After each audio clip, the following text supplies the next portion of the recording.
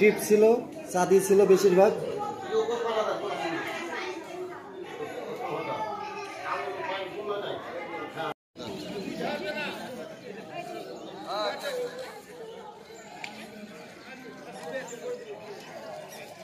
রামদা মন্দিরটা ভালো করে নেবেন নাকি সব গোপাল টোপাল সব খুলে নিয়েছে।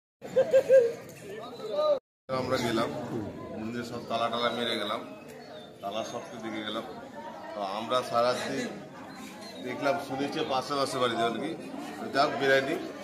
তো সকালে একটা মায়ের যে আমার সেবা পূজা করে এসে দেখছি তালা টালা ভাঙা। হ্যাঁ, আমাদের যে ঠাকুরের যে অলঙ্গ সোনা মালা এই সবগুলো যে দেখি সব খুলে টুলে সব নিয়ে চলে গেছে। এই অবধি থেকে এখন সব আরো দুটো মন্দিরে চুরি হয়েছে। বলছিলাম কি এই চুরি হয়েছে প্রশাসনকে জানানো হয়েছে? হ্যাঁ, প্রশাসনকে জানা হয়েছে। আপনার নাম পরিচয়? আমার নাম হচ্ছে রতন দাস, নিত্যানন্দপুর।